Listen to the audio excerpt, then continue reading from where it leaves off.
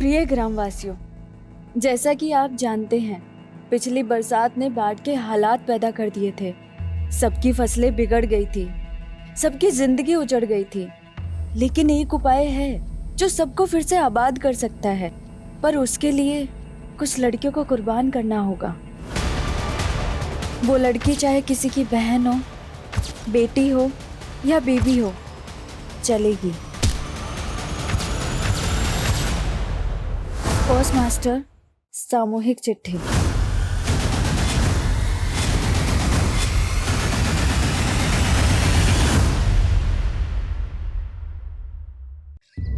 हम ऐसे गांव में रहते हैं जहाँ दूर दूर तक सिर्फ जंगल है।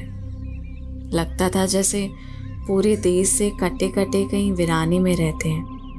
हमने तो सोच लिया था पंख लगा के कहीं फुर हो जाएंगे, लेकिन एक गलत फैसले ने हमको आसमान से सीधा धरती पे गिरा दिया। चांदी सा वजन मिट्टी में मिला लियो तुम। हमको छोड़ के बहुत बड़ी गलती की हो तुम रेणुका। गलती तो तोरे पे भरोसा करके की हमने। तुम्हारे अंग अंग पे हम अपनी छाप छोड़े हैं। हमसे बड़ा ना कोई आशिक हुआ है, ना ही कोई बड़ा जालिम। छोड़ो मेरे। तेजाब है ये, तोरे साथ साथ तोरे पति को भी जला देगा।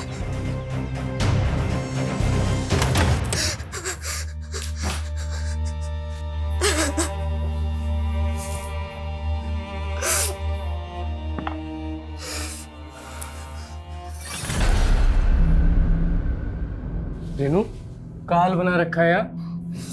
का है? का हुआ? वो खेत से आए तो थक के आकर बैठ गए।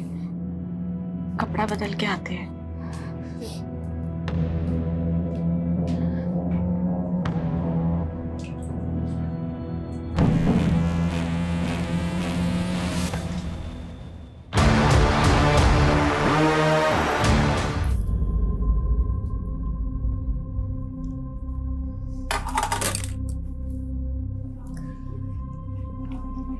भाई वाह, कितना स्वादिष्ट खाना बनाई हो। ऐसा लग रहा है कि मसाले के साथ प्रेम का छौंका लगा दिया। खुल के मुस्कुरा भी नहीं रही हो। कोई बात है का? बोलो ना। राशन खत्म हो गया है। राशन? हाँ, और बनिया इस बार उधार नहीं देगा, बकाया है उसका। तुम इतना भी नहीं समझते का? मोहनवा मिला था ना, अब उसका नाम जुबान से निकल नहीं रहा है। वो हम आपको परेशान नहीं करना चाहते थे। परेशानी पहले कोनो कम है का? ऊपर से राशन, जेब में कौड़ी नहीं है। खाने पे काहे गुस्सा रहे? तो किस पे गुस्सा है? अब नहीं जाता खाना वाना हमसे। परेशान मत हो दीदी, इस बार बारिश की वजह से जो फसल बिगड़ी है उसी से हताश है भैया, और कुछ नहीं। हताश तो हम भी गए हैं जीवन से मीनू। कभी कभी मन करता है कि जहर खा के हम खुद ही मर जाएं। दीदी ऐसा मत बोलो, सब ठीक हो जाएगा। अच्छा राशन खत्म हो गया ना, हम तुम्हारे जेठ जी से कह के मंगवा देंगे। नहीं नहीं मीनू, हम कुछ कर लेंगे। अरे माना कि हम उम्र में छोटे हैं, लेकिन रिश्ते में तो हम बड़े हुए, तो अब एक जेठानी अपनी देवरानी का ख्याल भी ना रखे।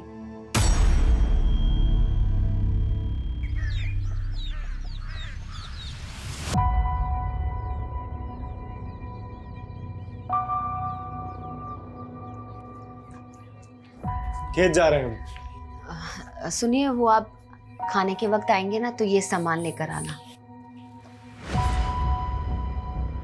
अरे ये तो हम परसों ही लेकर आए थे। वो रेणुका दीदी को इसकी जरूरत थी, और आप अपने छोटे भाई की हालत तो जानते हैं। रेनू मैं ये नहीं ला सकता हूँ।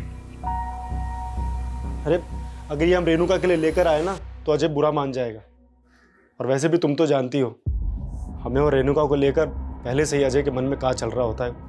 अरे कमलेश भैया, वो चौपाल पे पूरा गांव वालों को बुलाए मुखिया जी। का है? वो पूरा गांव वालों के नाम कोनो सामूहिक चिट्ठी आया है। सामूहिक चिट्ठी?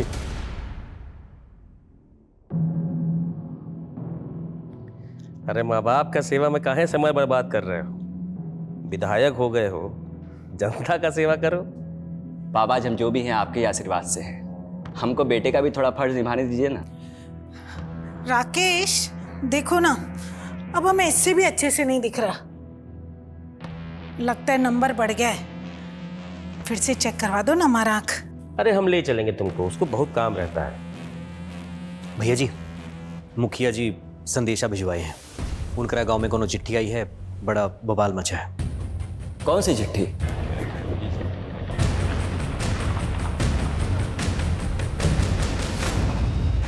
क्या हो गया मुखिया जी, क्या है उस चिट्ठी में? चिट्ठी तो पोस्ट मास्टर कालू मिश्रा के नाम लिखी है और उसके नीचे लिखा है सामूहिक चिट्ठी।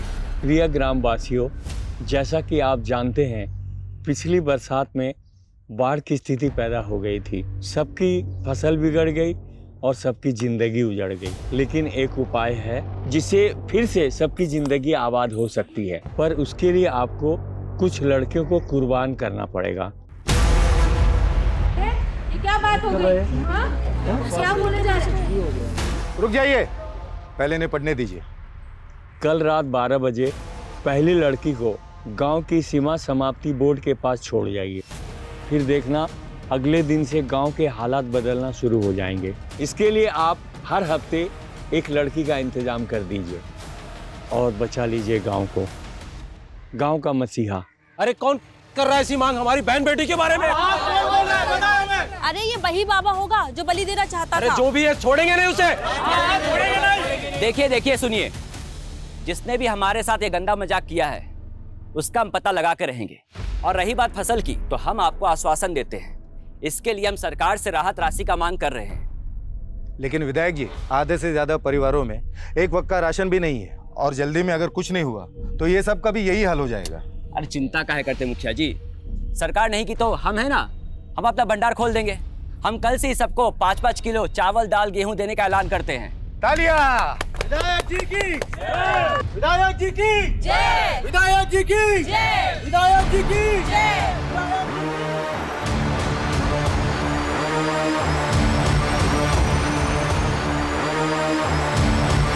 ये विधायक जी थोड़ा बहुत मदद कर भी दिए ना तो इस समस्या का समाधान नहीं होने वाला।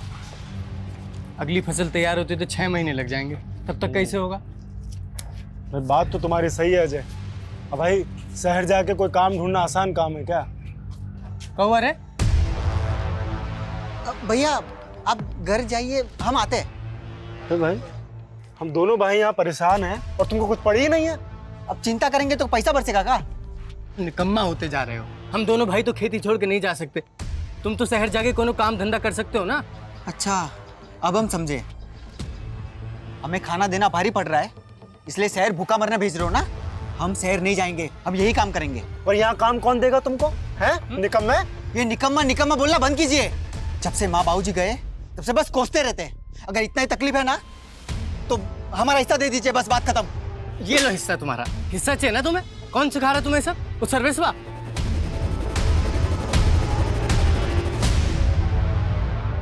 ये तुम्हारा विधायक भाई तो हाथ ही नहीं आ रहा है। क्या बोले थे तुम हमको? तुम्हारा भाई हमारे नए प्लांट के लिए हमें जमीन दिलवाएगा। कब दिलवाएगा? गांव वालों का मसीहा बन रहा है राकेश, इसलिए आपको जमीन नहीं दिलवा रहा।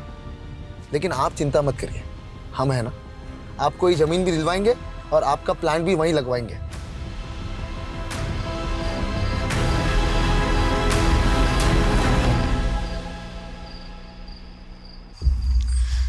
इतनी रात को शौच के लिए इतना दूर जाना पड़ रहा है, ये कोई बात हुई?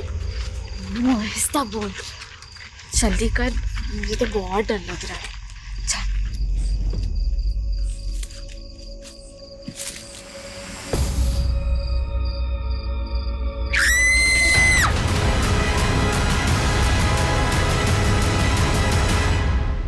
बचाओ! बचाओ! क्या हो गया? कैसे आ रहा है? ये रुको दीदी, मैं सोच जब भी जबरदस्ती हमारा अभी कौन लोग थे? हाँ, दीदी लोग मुंह में कुछ था। राकेश? राकेश? ए राकेश, क्या हुआ पापा? अरे कोई गांव की औरत का इज्जत टूटने का कोशिश किया है, शायद जंगल ले गए वो उस औरत को। रुको! रेणुका! रेणुका! रेणुका!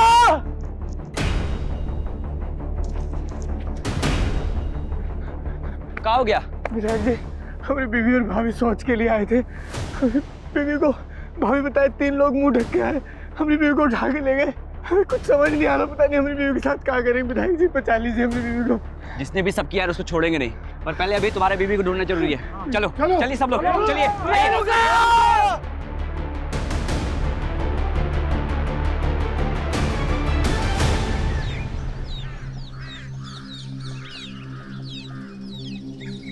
रेणुका!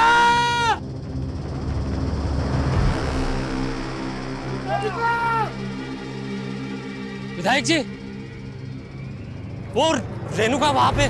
चल चल चल चलो चलो आओ।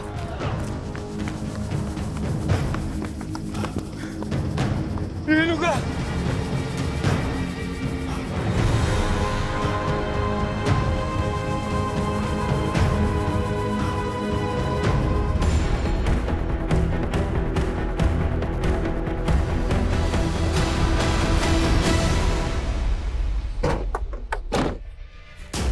चलिए पीछे हटिए, पीछे हटिए, पीछे हो जाइए। आइए पीछे आइए।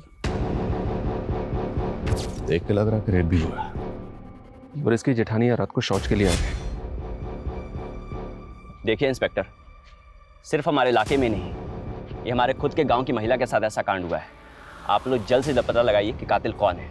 विधायक जी, कातिल को ढूंढना हमारा काम है, वो हम करेंगे, लेकिन उससे पहले हमें उस चश्मदीद का बयान लेना होगा जो कल रात इनके साथ थी।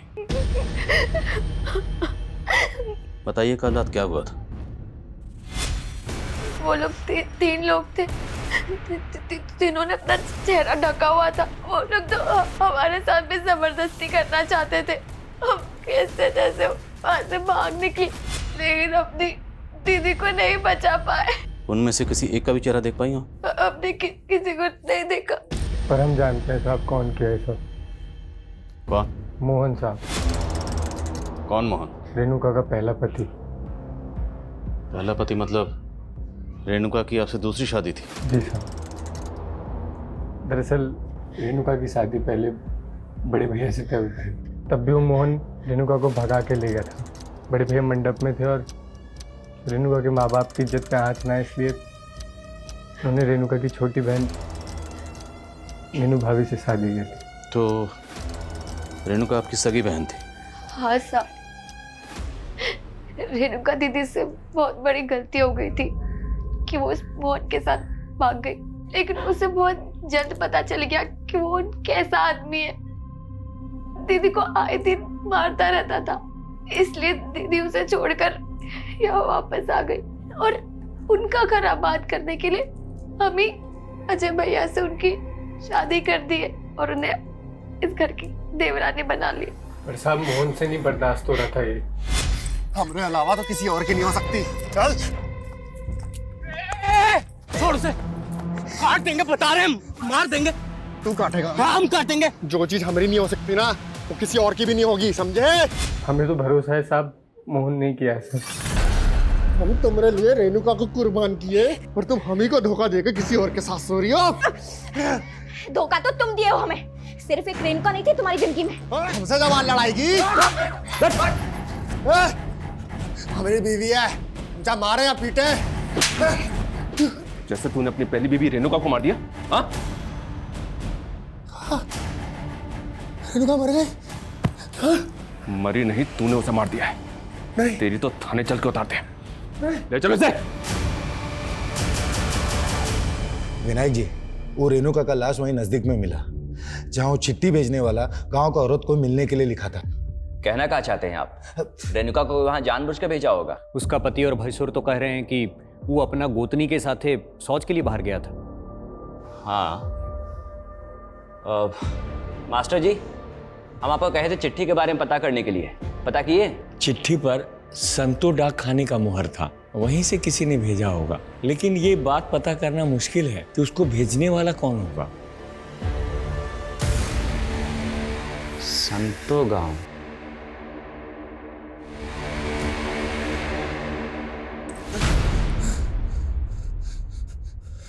रेणुका पर हमारा हक था, तो कैसे अजय के साथ बर्दाश्त कर लेते हम?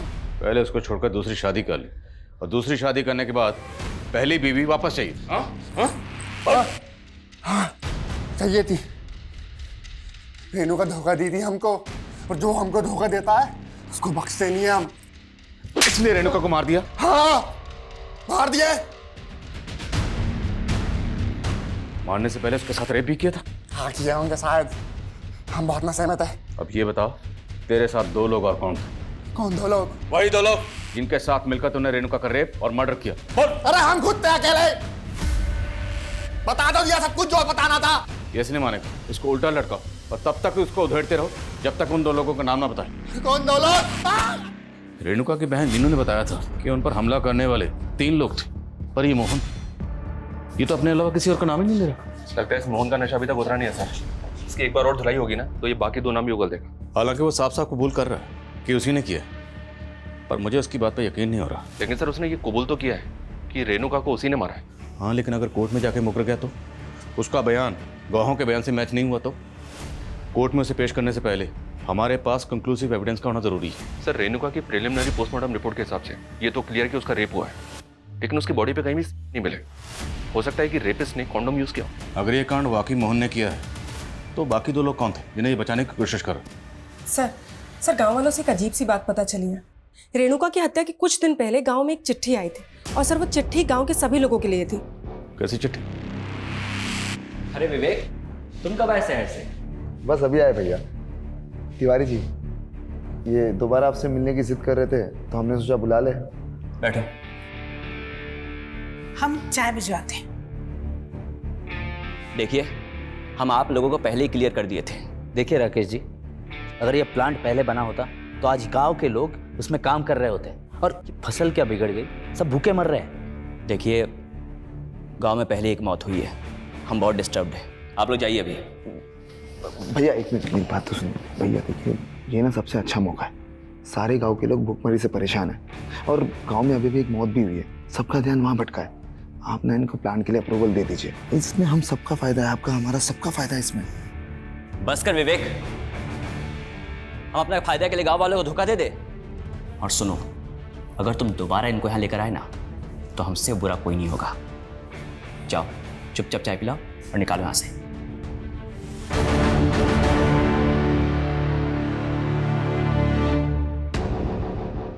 चिट्ठी लिखने वाले ने गांव की लड़कियों को कुर्बान करने की बात लिखी है और गांव की सरहद के पास जो बोर्ड है, हर हफ्ते वहां एक नई लड़की का इंतजाम करने के लिए कहा गया है। और चिट्ठी लिखने वाला खुद को गांव का मसीहा बता रहा। जहाँ रेणुका की लाश मिली वहाँ से सीमा समाप्ति का बोर्ड ज़्यादा दूर नहीं है और लड़की को वहीं छोड़ के जाने की बात लिखी है। लेकिन साहब, हम सभी गांव वाले इस वाहियात शर्त के खिलाफ थे। खत कहाँ से आई? ये शांतो गांव के डाक खाने से आई थी। पता लगाने की कोशिश की पर पता नहीं चला वहाँ से किसने भेजा था। लेकिन कोई तो है जिसकी हमारे गांव की औरतों पे बुरी नजर है। हमको तो ये वही बाबा लग रहा है जिसने सबके सामने एक गंदा मांग किया था। कौन बाबा? कैसी मांग? साहब, फसल खराब होने की वजह से गांव वाले भूखे मर रहे थे, तब ये बाबा यहाँ आया था। बड़ी चमत्कारी बातें कर रहा था। बाबा जी, आप कहाँ से आ रहे हैं? आपके लिए भोजन पानी का प्रबंध करें? बच्चा, यहाँ तो भूखमरी फैली हुई, इतने लोग भूखे पेट सो रहे हैं। हम यहाँ भोजन नहीं करेंगे, हमसे ये पीड़ा देखी नहीं जा रही। बाबा जी, इस पीड़ा का कोई उपाय है? क्यों नहीं, इसलिए तो यहाँ आए। कैसा उपाय बाबा जी? पूजा करना होगा और इस पूजा में एक इंसान की बलि देनी होगी। जानते भी हैं आप लोग, बलि देना कानूनन जुर्म है। और आप लोग चिंता काहे कर रहे हैं? इस समस्या का समाधान हम मिलकर निकाल लेंगे। और रही बात गांव की, तो हम गांव के लिए ज़्यादा से ज़्यादा चंदा इकट्ठा करेंगे। बस आप लोग इस अंधविश्वास में मत पड़िए।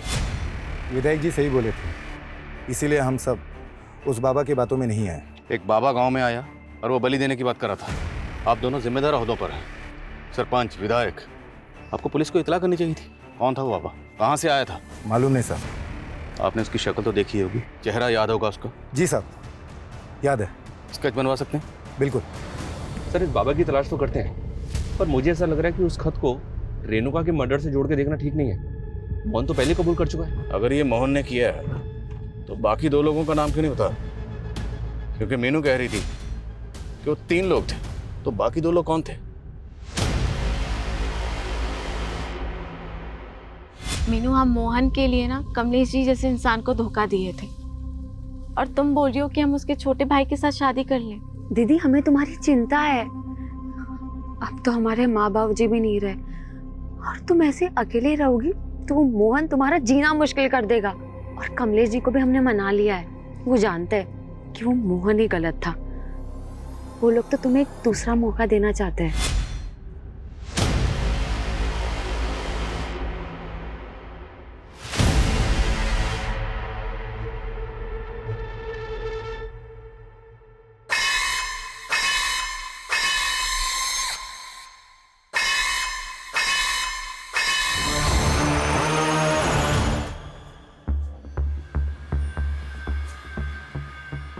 ये तुम्हारा विधायक भाई तो गांव वालों के भले के अलावा कुछ सोचता ही नहीं है। लेकिन तुम अपना भला सोच सकते हो। सोचो कल को ये प्लांट लग गया ना, तुम्हें भी बढ़िया सी कमीशन मिल जाएगी। भैया मानेंगे नहीं तो होगा कैसे? हो सकता है अगर अपने भाई की जगह तुम विधायक बन जाओ। 2 महीने बाद इलेक्शन है, खड़े हो जाओ। भैया के खिलाफ हम इलेक्शन लड़ेंगे? एक दिन भी खड़े नहीं हो पाएंगे। जानते हो ना, पूरा गांव ने मसीहा मानता है।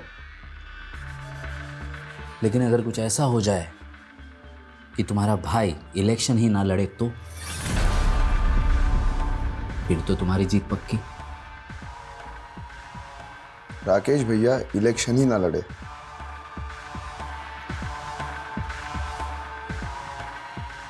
ऐसा तो सिर्फ एक ही सूरत में हो सकता है।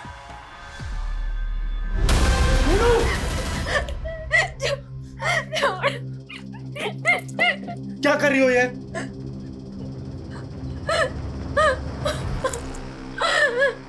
रेणुका दीदी के बारे में बिल्कुल अच्छा नहीं लगता। भाभी, तुम्हें कुछ हो गया तो भैया तो टूट जाएंगे ना। हमें ना अभी रेणुका के कातिलों को सजा दिलवानी है। किरण! किरण! छूट गए तुम। तू क्या सोची हमारे अंदर होते ही अपने आशिक की हो जाएगी? यहीं से हो रहे थे ना तुम दोनों? कहाँ है वो? यहीं छुपा कोई नहीं है। हम कह रहे हैं ना कोई नहीं है। देखो हमारी बात सुनो, कोई नहीं है यहाँ। चुप! कहाँ है वो? जब हम बोल रहे हैं कोई नहीं है यहाँ, समझे आप? जिंदा नहीं बचेगा तेरा आशिक। जानती हो ना, हमारी पहली बीवी का भी हत्या का आरोप है हम पे। तो मुझे पुलिस वाले छोड़ काहे दिए? मोहन को पकड़ने वाला आज तक तो पुलिस वाला पैदा नहीं हुआ है, समझी? बड़े साथी रहे हम।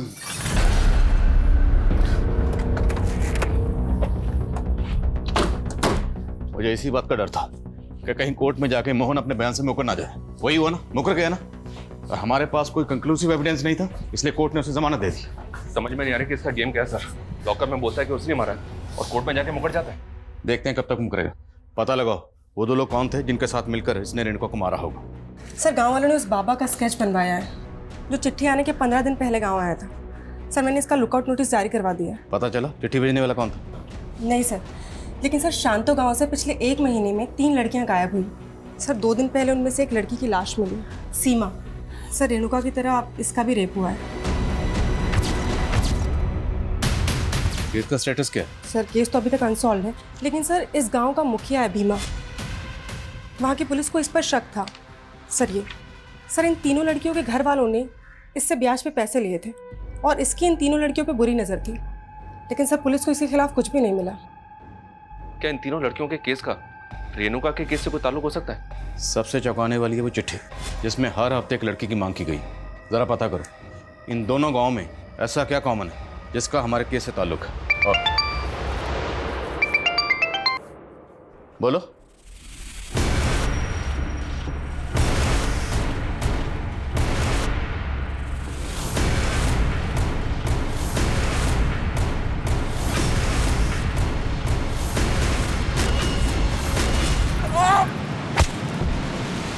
ऐसा कौन होगा जिसने एक विधायक को मार के फेंक दिया? शायद मारकर फेंका नहीं गया, यहीं मारा गया। कौन मारा है हमारे विधायक जी को? हाँ बताइए, कौन मारा है? किसने मारा है? छोड़ेंगे नहीं, नहीं छोड़ेंगे। हम ढूंढ के निकालेंगे। देखिए बात सुनिए, चुप हो जाइए, चुप हो जाइए आप। पुलिस अपनी कार्रवाई करेगी, भरोसा रखिए। लेकिन मैं आपसे अपील करता हूँ, आप में से कोई भी कोई ऐसा काम नहीं करेगा जिससे इलाके का अमन चैन बिगड़े। पुलिस को अपना काम करने दीजिए। विधायक जी की बॉडी को सबसे पहले किसने देखा? सुबह शौच के लिए आए थे, तभी देखा था हमने। साहब ये वही है जिसने रेणुका का मर्डर किया है। कौन? मोहन, जिस पे तुमने पहले भी शक जताया था? हाँ हाँ साहब, वही मोहन। लेकिन आप उसे छोड़ दिए थे। उसके बाद हम विधायक जी के पास गए तो उन्होंने हमें आश्वासन दिया था कि वो हमें इंसाफ दिलवा के रहेंगे। लेकिन अब देखिए देखिए उनके साथ क्या हो गया।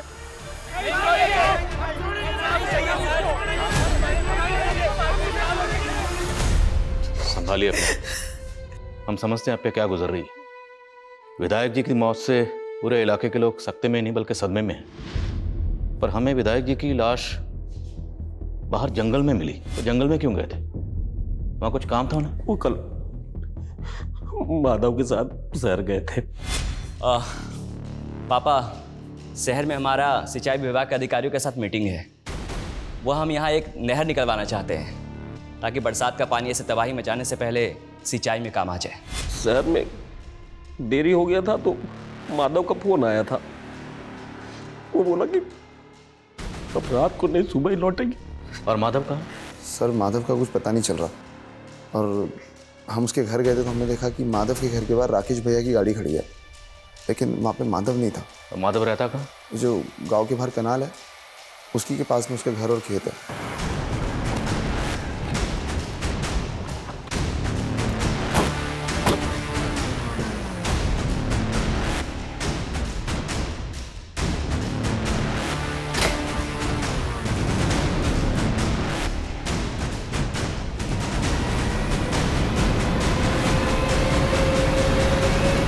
सर, घर में कुछ भी सस्पिशियस तो नहीं मिला है, लेकिन विधायक जी की कार यहाँ पे खड़ी हुई है। इसका मतलब यह है कि विधायक जी रात में यहाँ जरूर आए होंगे। माधव विधायक राकेश का राइट हैंड है।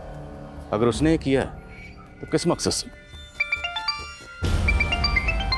Excuse me sir. हाँ बोलो। ठीक है, हम आ रहे हैं। सर, राकेश की जिस जगह पे लाश मिली थी उस जगह के पास में ही माधव की बाइक मिली है।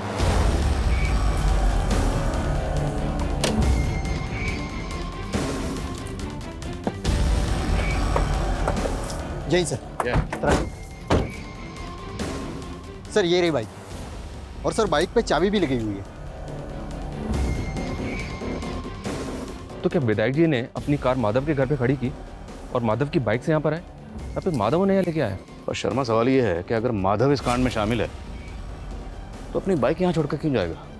पूरा एरिया अच्छे से स्कैन करो।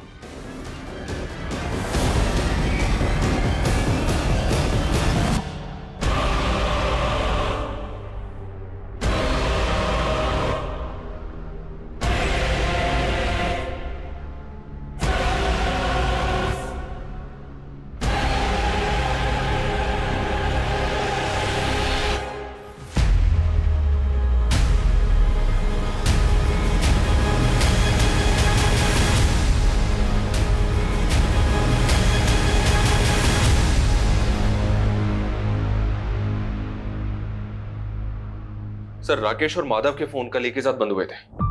माधव को आखिरी कॉल गांव के एक पीसीओ से ही आया था। अब ये पता नहीं चल रहा है कि ये कॉल उसे किसने किया होगा। रेणुका के रेप और मर्डर के 5 दिन बाद विधायक राकेश का भी कत्ल हो गया। क्या ये दोनों केसेस आपस में कनेक्टेड है? इस मोहन की क्या खबर है? मोहन का भी चौकन्ना है सर, घर से बाहर ही नहीं निकल रहा।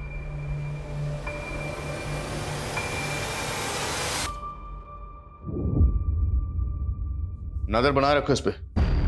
रेणुका मर्डर केस में ये हमारा प्राइम सस्पेक्ट है। लेकिन सर शंतो गांव जहाँ से चिट्ठी आई थी उसी क्षेत्र का विधायक है राकेश, और उस गांव से इसे सबसे कम वोट मिले थे।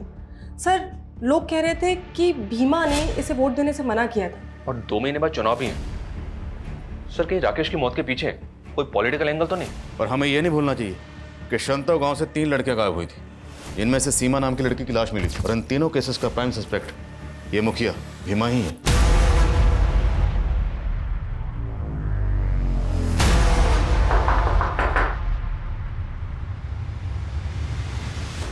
गजब बात कर रहे हो। उस सीमा को मारने में हमारा हाथ होता तो ऐसे घर पर बैठे होते हम। अब घर के अंदर और घर के बाहर क्या करते हैं, आपके चरित्र का पूरा विस्तार पूर्वक वर्णन है हमारे पास। और सिर्फ सीमा ही नहीं, आपके गांव की 2 लड़कियां और गायब हैं। और आप और आपका गुट विधायक राकेश के खिलाफ था ना? तो इसका क्या मतलब? उसका मर्डर का इल्जाम भी हमरे माथे मर दोगे? इल्ज़ाम नहीं मढ़ेंगे, अगर मर्डर किया है तो साबित करेंगे। फिलहाल आप ये बताइए कि आपके गांव से ये फतिंगा गांव चिट्ठी गई थी, उस चिट्ठी में आपका रोल और मकसद क्या है? ऐसा है इंस्पेक्टर साहब, हवा में बात मत कीजिए। किसी भी चिट्ठी से हमारा कोई लेना देना नहीं है। छोड़ो मुझे, छोड़ो, छोड़ो, छोड़ो, छोड़ो। क्या हो रहा है सब? पकड़!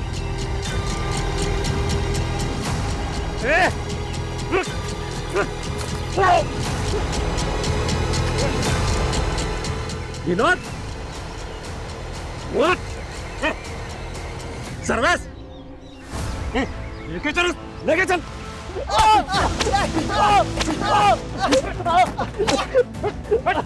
देखिए साहब, ये रेणुका का देवर और उसका दोस्त क्या हरकत किए हैं। हमें तो लगता है विनोद ही अपनी भाभी के साथ रेप करके मर्डर किए हैं। आपको क्या लगता है उससे फर्क नहीं पड़ता? कानून को अपने हाथ में मत लीजिए। अरे आप क्या बोल रहे हो? हमने कुछ नहीं किया साहब, हम सच कह रहे हैं। भैया भैया प्लीज हमें बचा लीजिए, हमने कुछ नहीं किया सच में। शर्मा खोलो इन्हें।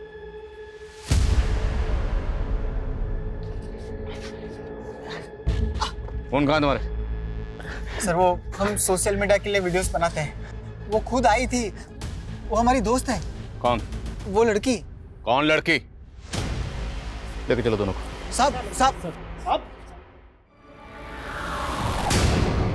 देखो डरो मत, हमें बताओ विनोद और सर्वेश ने क्या किया तुम्हारे साथ?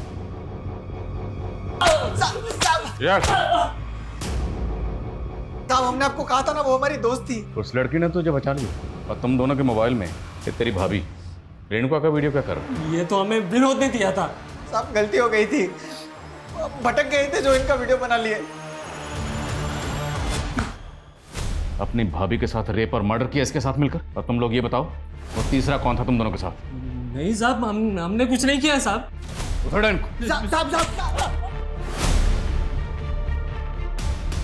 अब गलती हो गई, उससे माफ कर दीजिए, छोड़ दीजिए साहब।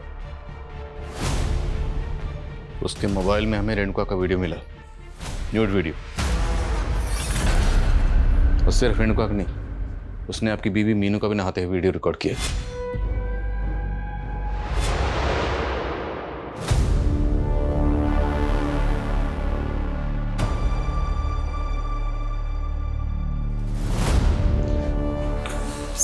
खबरियों से बाबा परंतु की लीड मिली।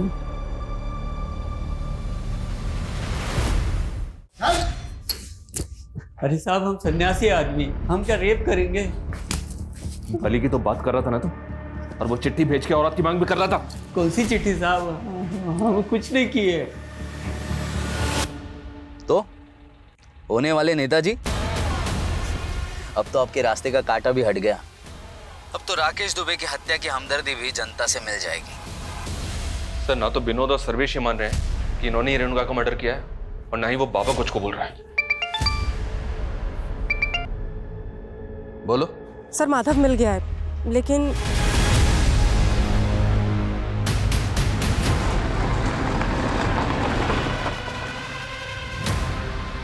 सर जहां राकेश जी की लाश मिली वहां से ये जगह 1000 मीटर की दूरी पे। मतलब उस रात सिर्फ विधायक राकेश ही नहीं, माधव का भी कत्ल गड्ढा इसलिए खोदा गया ताकि माधव की लाश को यहाँ छुपाया जा सके, हमारा शक किसी पे जाए। सब कुछ सोच समझ के प्लानिंग के साथ किया गया। सर इस गड्ढे में माधव के साथ साथ ये राकेश जी का भी फोन मिला है। अब हमें रेणुका के कातिल के साथ साथ विधायक राकेश और माधव के कातिल को भी ढूंढना होगा।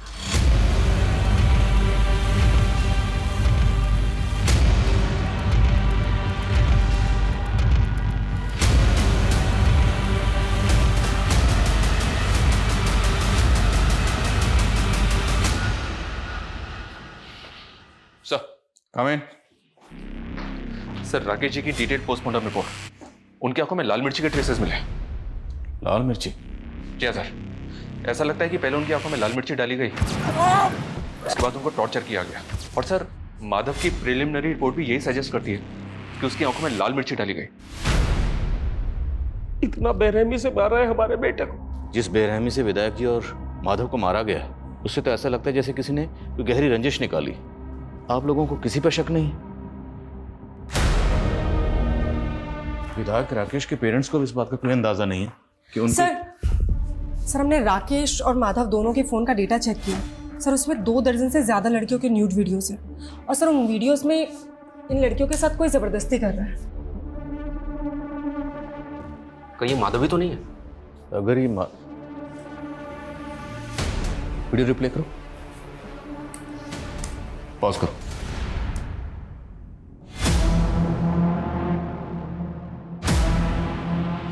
तो माधव का घर, मतलब ये सारे कांड माधव के घर में हो रहे थे। शर्मा, माधव के घर को एक बार अच्छे से स्कैन करो और पता लगाओ वीडियो में जो बाकी लड़कियां हैं वो कौन है। सर ये लड़कियां फतिंगवा गांव की लग रही हैं, क्योंकि सर इसमें से एक वीडियो मीनू का भी है। बोलिए मीनू, इस वीडियो में आपके साथ कौन है? साहब, सारी फसल खराब हो गई थी, भूखे मरने की नौबत आ गई थी। हम तो बस उसके पास मदद लेने गए थे। देखो मीनू, हम तुमको बचपन से जानते हैं, तुम हमारे साथ पढ़ी भी हो। चिंता मत करो, हम तुम्हारे पति की नौकरी शहर में लगवा देंगे। बहुत बहुत शुक्रिया विधायक जी। अरे शुक्रिया किस बात का, तुम दोस्त हो हमारी। जब हम 20 साल के थे ना, तब तुम्हारे साथ सोने का सपना देखते थे। हमारे साथ सोगी ना, सपना पूरा करोगी ना? हम तो बस मजबूरी में उसके आगे झुक गए। ना उसने हमारे पति को काम पर लगाया, बस हमारे मुंह पर 5-600 फेंक देता था। रेणुका के साथ भी ऐसा करता था? नहीं साहब, दीदी ने हमें ऐसा कुछ तो कभी नहीं बताया। रेणुका पे जिन लोगों ने हमला किया था वो 3 लोग ही थे। हाँ साहब।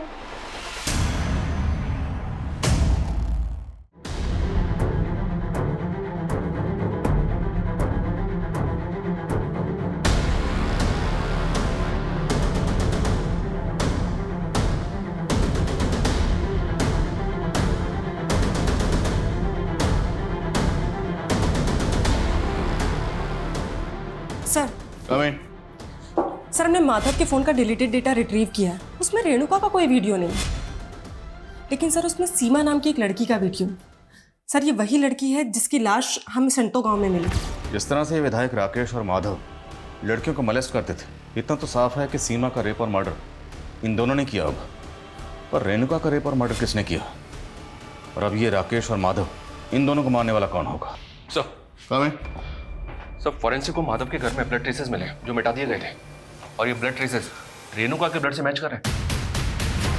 तो मतलब रेणुका का मर्डर माधव के घर में ही हुआ होगा। और मीनू ने तो हमें कुछ और ही कहा था। मीनू तुम अकेली लड़की नहीं थी जिसको राकेश ने मोलेस्ट किया था। इस गांव की 1 दर्जन से ज्यादा औरतों को उसने मोलेस्ट किया, और हमने उन सबसे बात की।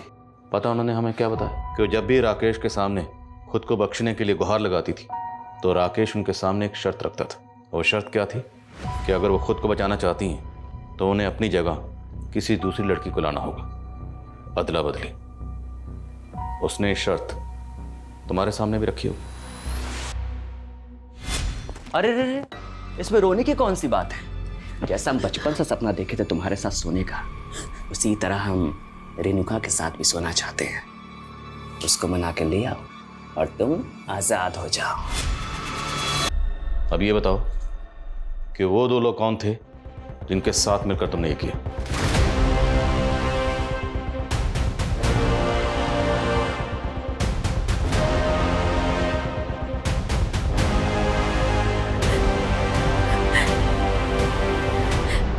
साहब, उसने हमें मजबूर कर दिया था, लेकिन हम बगावत नहीं कर सकते थे क्योंकि सीमा ने बगावत की थी और उसने उसे मार दिया। सीमा ने बगावत की थी? हाँ, सीमा ने हमें खुद बोला कि वो गांव में चिट्ठी भेज उस राकेश को चेतावनी देगी कि वो राकेश ही है जो गांव को बात करने के लिए गांव की बहन बेटियों की मांग करता है, ताकि सारे गांव वालों को राकेश की सच्चाई समझ आए। हम रेणुका दीदी को वहां नहीं लेके जाना चाहते थे, पर हम मजबूर थे। मीनू, तुम हमें यहाँ काहे लेकर आई हो? वो नहीं लाई है, हम बुलाए हैं तुमको। जब तुम 17 साल की थी ना, तुमसे चुम्मा मांगे थे। तुम हमें यहाँ इसलिए लेकर आई हो? हम चिल्ला चिल्ला कर ना लोगों को सब बता देंगे। ए, तू चिल्लाएगी? चिल्लाएगी? चल तुझे बताता हूँ। चल चल चल।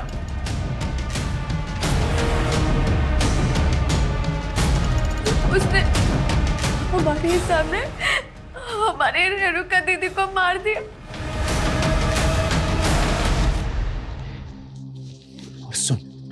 और जितना कहानी तुमको बताए हैं ना, गांव वालों को वही सब बताओगी तुम, नहीं तो तुम्हारा भी यही हश्र करेंगे। हम बहुत डर गए थे साहब, इसलिए वो 3 आदमी वाली झूठी कहानी सबको बतानी पड़ी। हम अपने पाप के बोझ तले दबते जा रहे थे। हम जीना नहीं चाहते थे। हम रेणुका के हथियारों को सजा जरूर दिलाएंगे। हम रेणुका दीदी के हथियारों को कभी सजा नहीं दिला सकते। काहे? हाँ भाभी, तुम जानती होगा उन्हें? सब जब भाभी हमको बताएं कि वो राक्षस हमारी बीवी, बर्दाश्त नहीं हुआ साहब हमसे। हमने उसे लालच दी कि हम एक लड़की के साथ अदला बदली करना चाहते हैं और उस माधव को फोन कर कर उस जगह पर बुला लिए।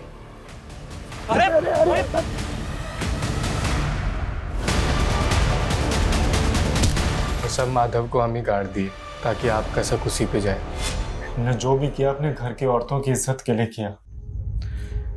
पर आप लोगों को पुलिस की मदद लेनी चाहिए थी, हमारे पास आना चाहिए था। आज तक इस देश में ऐसा कौन सा नेता है साहब जो फांसी पे चढ़ा है?